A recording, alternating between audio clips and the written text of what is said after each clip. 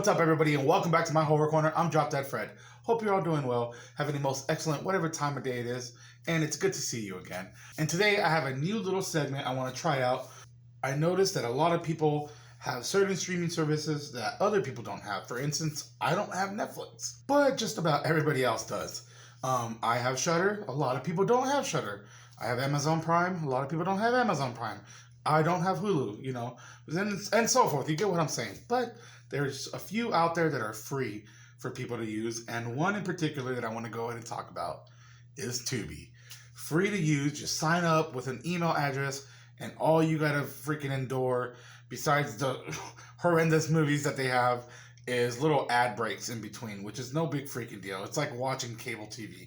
And today, I want to go ahead and talk about some movies that I've just watched recently over this awesome little streaming service. Also, you may notice that I may be more enthusiastic with some of these movies versus some of these other movies I'm going to talk about. Some of them I might just go really quickly through, and some I might take my time. Laser Blast. I can't even freaking say this title. Laser Blast came out in 1978, directed by Michael Ray, stars, I have a little notebook and I'm going to be looking down. Directed by Michael Ray and stars Kim Milford as Billy. We also have Cherry Smith as Kathy. And the story follows this kid who essentially finds an alien gun. Like one day he's just walking in he's in the desert for whatever reason, just kind of pissed off. And he comes across this weird shaped gun, and he starts he puts it on, because it goes in your hand, and he puts it on, and he starts pretend blasting around. But then he finds also a pendant kind of nearby. As soon as he puts this pendant on, it gives the alien gun power or something, ammo, I don't know. It allows him to use it and actually shoot stuff, and he just goes around and starts blasting crap all around him, bushes and all kinds of stuff, and eventually, this gun slowly is turning them into a freaking alien. I'll say this right now. This was not that good. I know that somebody told me that, and I looked it up. Mystery Science Theater did an episode on this, and I haven't seen that, but man, this freaking movie. I think the best and funniest things of the movie has to be the stop motion effects of the aliens. They look like a bunch of turds with hands. I don't know. It's so silly, but I don't know, it gives it a really old school vibe, like one of those old just like Land of the Lost or something like that, but it's so silly. And I don't know, this movie didn't really leave much with me. There's some scenes were okay. There was a scene where when he first starts shooting the gun and he's just having a blast, and it's like some little kid finding some weapon and just absolutely going ape shit over it. Oh, there's a scene in this movie that really got to me, though, because, so he starts wearing the pendant, and it ends up it does something weird to his chest where he's got this metal plate growing inside of him. So he goes to the doctor, and the doctor starts poking around at it, just poking it itself. It just, I don't know, it's like this. It was just a small little scene in the movie, but for me, it fucking was like some body horror that was just it was just weird to watch him poke around it. It's just growing right there. I don't know. That was probably the best part of the movie. Alright, I also am drinking, so fuck it. Alright, next movie that's streaming on Tubi right now is Lavalantula, that came out in 2015, directed by Mike Mendez, who did The Grave Dancers and Big Ass Spider, which I highly also recommend. I would like to talk about that sometime. Now, the movie stars Steve Guttenberg, who plays Colton West, who is kind of this, I don't want to say washed up, I guess, yeah, he's he was this big action star back in the day. Now he's just doing B horror creature features, which is kind of I don't know what he's doing now, I guess, in the movie. But he plays Colton West, and this dude was in Police Academy, but I remember him from this movie with Mary-Kate and Olsen. It Takes Two, I think that's what it was called. I don't know. I forgot. I was they're twins. They don't know they're twins. And then they meet at a summer camp or something like that. I don't know. You guys seen that? And the movie also stars Michael Winslow, Marion Ramsey, Leo Whannell. I always have trouble saying his name. Leo Whannell, the director of The Invisible Man. He has like a quick cameo in the movie. So this is actually a surprisingly good movie. Okay, it's got a really good cast, but the story follows basically one day, you know, just random as fuck, this volcano explodes and a bunch of fucking spiders that made out of like molten fucking lava just come bursting out and basically terrorizing the freaking city. And hello and behold, we have Colton West, you know, washed up freaking action star, has to save the day. And one thing I really liked about this, and his movies in this universe, he's got this catchline where it says, nice, whatever. You know, so anything like nice, whatever at the end. I thought that was so stupid. But this was surprisingly not a very, like, it's, I guess you could say it's a bad movie. I don't know. I mean, I'm not going to say it's a horrible freaking movie, but it was entertaining. It was wholesome. The ending was a total Jingle All the Way ripoff. That's all I'll say with that. Moving on. All right, I watched this and I am very glad that I did. We are going to talk about Virus that came out in 1999. And thank you, Twitter, for letting me know that this was based off a comic book or novel, graphic novel, whatever. Thanks.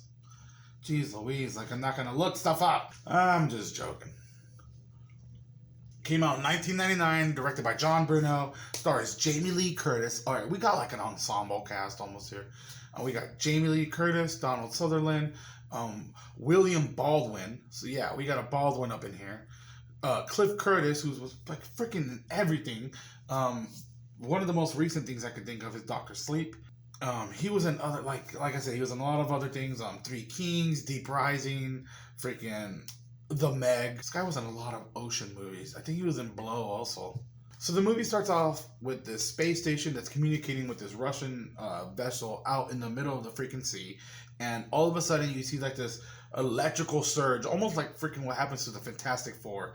If you've seen that, this electrical surge just hit their freaking ship, wiping them out completely. And I guess it makes its way to the Russian vessel out in the middle of the sea. Cut to the Sea Star, and it's being helmed by Donald Sutherland, who I thought was pretty badass in this movie. Okay, same with just about everybody else in the movie. It was freaking good. I thought the acting was fine, but okay. So yeah, there's a. Sorry, I digress. So they're caught in the middle of a typhoon, towing some type of cargo, and the cargo ends up getting messed up. And at this point, that's like their money. Like basically, they're bringing this to point A to point B to get paid. It gets messed up. They're not going to get paid at all. He gets suicidal at this point. But right before he's literally about to pop his freaking brains out, he gets informed that, hey, there's a random freaking ghost ship, essentially. Some big ass ship, some vessel, just cruising alongside of us. And they hop on board. They can't find nobody. They can't find anybody. I'm telling you. But shortly after, they start poking around, of course. I don't want to give it away, but it's basically machines building machines is all I'm going to say. It was a really cool movie. I don't know. I don't understand the hate, because apparently Jamie Lee Curtis hates this freaking movie. Is it the best movie ever? No. It's got really good like costume designs and practical effects, like really awesome ones. Like 100%. That is the best thing about this movie, is the practical effects. The acting is solid. Cliff Curtis, my dude Cliff Curtis, who plays Hiko in the movie, was my favorite part. You got Stephen Baldwin. You know. I know that I kind of just like fell off in the description, but really it is machines building machines. That's all I will say. Really cool concept, I thought. I thought it was executed well. It was very, very cheesy at the end. I will say the part where they escape at the end looks so stupid. There's also a legitimately creepy scene in this movie, at least for me. There's a part where like somebody kind of bursts through the wall. Steve. Alrighty, next we have freaking Warlock that came out in 1988. Woo, let's talk about this one. Leaving Amazon Prime very soon, like on the 30th of July, which is where I saw it. But when I made a tweet about it, somebody informed me that it was also streaming on Tubi. So I was like, yes, I can throw it in this video. And let's freaking talk about Warlock.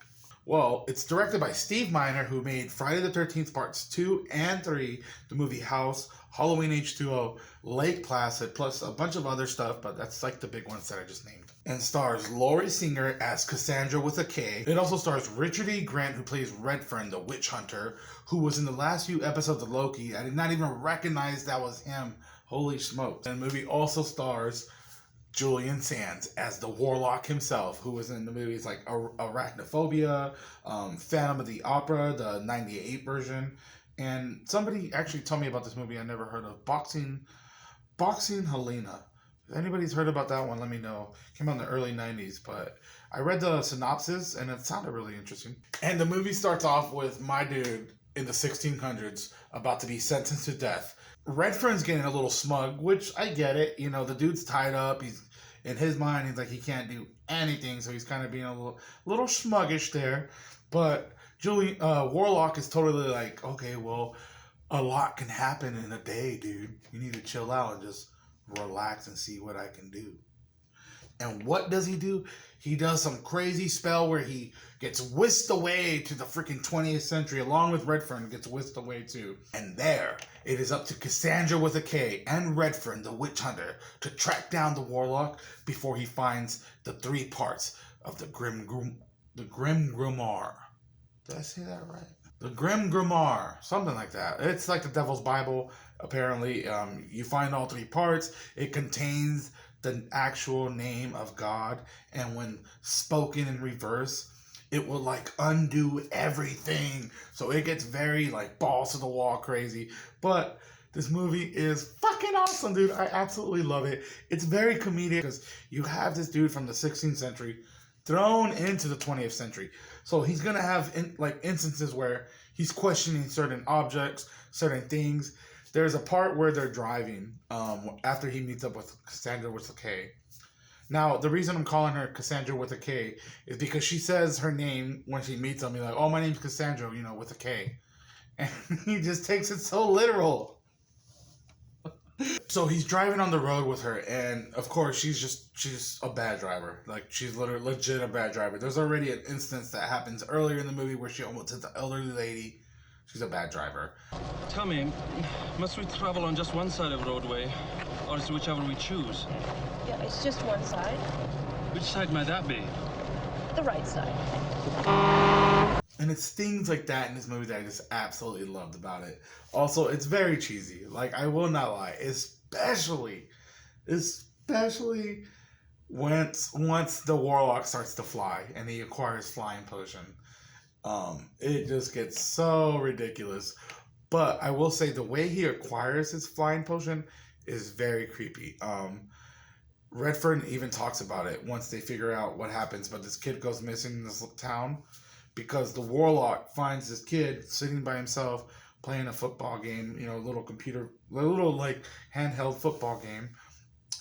And he's talking to this kid, asking him religious questions, and I think he's like not religious, not baptized. To be able to have to be able to make a flying potion, you need the fat of like a child, especially one that's like not baptized or whatever. So it's pretty much implied 150% that he like kills his kid and renders his fat to like make this flying potion, which is just damn, that's pretty nuts. Also, the freaking music in this movie.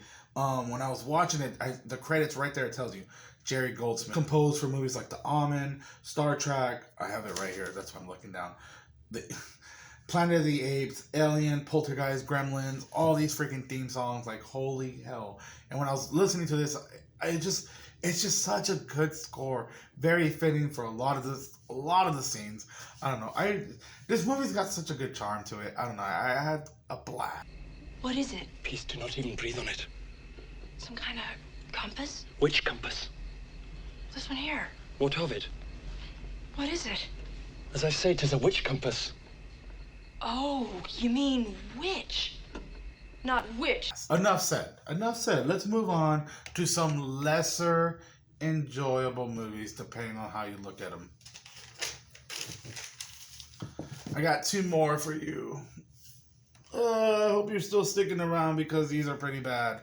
So, I don't know. I hate to call a movie bad what they are. Oh, shut up, Fred. Let's just get into it. We are looking at Snake Man, 2006. Directed by Alan A. Goldstein. Stars Stephen Baldwin. Viva los Biodomes! That dude. We also have Jane Hedemeyer, who, I don't know. And all I'm gonna, like, I'll tell you the plot right now, okay? But what I want to say about this movie right now, it was just very predictable. Like, very predictable and just kind of like formulaic, I guess, if that's the word. I don't know. But it basically, this object is found in, like, somewhere in some jungle, somewhere, some Amazon, right? And I'm stuttering a lot. Okay, we gotta finish this. Okay, hold on. You know what's gonna help is another beer. So basically what this movie is but an object is found in some Amazon desert. Amazon desert. Do I really need to drink this one? An object is found in some jungle or Amazon that may hold the secret to eternal youth, and a second expedition team is sent down there, and they are accompanied by freaking Stephen Baldwin, who actually kicks ass in this movie, I would say. There's parts where he's like fighting and shooting, and he's the dude that just kicks ass in the freaking jungle. But it's pretty much just after that. I don't know. This movie, what did it have going for it? Dude, I don't know. This is one of those movies that just did not leave much of an impression on me. It just felt very dull.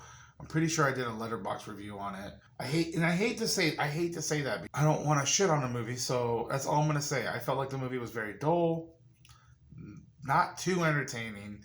You know, yeah, Viva Los Biodomes dude was cool, kicking ass in the jungle. He like knew the tribes and everything, so he was like saving them from getting like their asses kicked. But overall, I don't know. Oh, I just hit my mic. This is one that I legitimately feel you could miss out on. I hate to say it, but we're going to move on to the next one. We have Two-Headed Shark Attack. Came out in 2012 and directed by Christopher Ray. Stars freaking Carmen Electra, Brooke Hogan, Charlie O'Connell, and like freaking 20 other people, or like 19 other people. Like, I'm not about to go through all that cast. And if I remember correctly, essentially what it is, it's some type of school, or they're like spending their school semester out on this like boating like expedition. I don't know. It's a bunch of college kids with their professor doing some crap, and you have Carmen Electra out there doing her thing. You know, she's fine in it. Charlie O'Connell is a twin brother of, I think, Jerry O'Connell, and then we also have Brooke Hogan, who is the daughter of Hulk Hogan. I wanted to like this one. I feel like because of the name, Two-Headed Shark Attack, you want to really just enjoy a movie like that. But there's, like, the beginning kind of pops off a little bit, and it just gets really boring up until the end. I will say that. Up until the end. I mean, this movie has a lot of stupid things going for it. Ending just takes the fucking cake. Let's go. This is a spoiler warning. I'm going to go ahead and spoil this one out of all the movies. Everybody dies. That's it, guys. Good night. Happy Spookies. Don't forget to subscribe. No, I'm just joking. But yeah, just about everybody dies. Out of like 20-something people, I think 2 people are the only ones to live. The way they take out the shark is just so stupid. So at this point in the movie, there's 3 people left.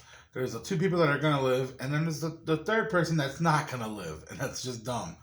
And they end up deciding to create this like makeshift type of bomb with this gallon of like this like container of gasoline, and they use their wet shirt, their incredibly drenched wet shirt, as a fuse. So they're like, okay, now we need to be able to light this. How are we going to light this? Need I remind you, at this point, they are in the ocean. Okay? Everything that they're carrying on them is completely soaked. So the third person that ends up dying is carrying a bag, some type of backpack that's in the water, and pulls out a Zippo lighter. And is like, yeah, this is it. This is how we're going to do it. Why? Like, the thing is, what they end up doing is come up with this little plan where one of them is going to distract them enough to where they can light the freaking fuse on the bomb, and for somehow they're going to attract the snake. They're going to attract the shark back to them, which just doesn't make sense. So Brooke Hogan, she goes and cuts herself in the hand so she can get the blood in the water. The two-headed shark's like, oh yeah. And he goes and gets her. While he's going after her, they're trying to light this bomb, and it's the Zippo lighter's not lighting. What? Shocker. It's a shit like that that really just gets to me. So check it out. It doesn't make sense what happens, but it happens. Shark is going after Brooke Hogan. She ends up freaking fighting the shark off with like a stake, I guess she had. A piece of wooden stick. She starts stabbing it. It's two-headed shark. And it's managed to kill every single person. But somehow Brooke Hogan just manages to fight the shark off with a freaking stick. Stabs it in the eye. He dipsets. He goes after the girl because she's like, oh, come over here banging on the gasoline drum because she can't get it lit. This shit is so ridiculous. Like, straight up. She can't get this thing lit, so she's over here trying to distract it. I guess just figures I'm going to just sacrifice myself. Banging on the drum. The shark comes and kills her. But the other head of the shark is holding on to the barrel. And I don't understand how the barrel blows up. Somehow the barrel blows up. I don't know. It doesn't make sense. It doesn't make sense to me. Because the girl's getting eaten alive and the Zippo lighter isn't working. So yeah, the other barrel gets blown up. So the shark becomes from two-headed to one-headed. And it's at this point where I feel like it's even more stupid. Yeah, it does. Brooke Hogan and the dude that's left are swimming, and they come across a boat that just happens to be out there. How convenient. And the dude's just like, yeah, we can get away. And she's like, no, because this mutated shark is attracted to like electricity or just, electricity, I guess, or whatever. So if they turn on the motor, it's going to like the shark's going to be attracted to the motor. So what they decide to do is just turn on the boat and let it drive off. And they're like, yeah, let's wait right here while this boat is driving off. And the shark follows the boat, bites the fucking engine, the motor of the boat, and the boat just explodes. Yeah, the boat just explodes. What? Oh, man. No. Because it's fucking Asylum. That's why. It doesn't matter. They want to make a boat blow up for no reason. Go right ahead. Why didn't they do this earlier when they figured out what draws the shark? Like they figured it out earlier and even tried to trick the shark with like some type of electric fence, some stupid shit like that that didn't even work and backfired. Even that scene was just, I don't know. But I have Three-Headed Shark Attack. And I see that has Danny Trejo and RVD. So I'm kind of excited more to watch that. But we'll see. I don't know. Because this is a weird instance because I feel like maybe Three-Headed Shark Attack might be better. That's Adventures in Tubi Land right there. There's other stuff I watched. I watched this other movie that I saw somebody post about, my friend Spooky, who has a podcast. Definitely recommend checking her out. Mothman. That's another sci-fi movie. And I was like, oh, what's this? And I was like, okay, that's pretty cool. I should also note that La Valantula is a sci-fi movie. So sci-fi is doing it right, man. I also watched this other Asylum movie, Alien vs. Hunter, recently. I think, dude, there's so much material on Tubi that we can just go through we can just have a fucking good time. But with that being said, anyways, don't forget to subscribe.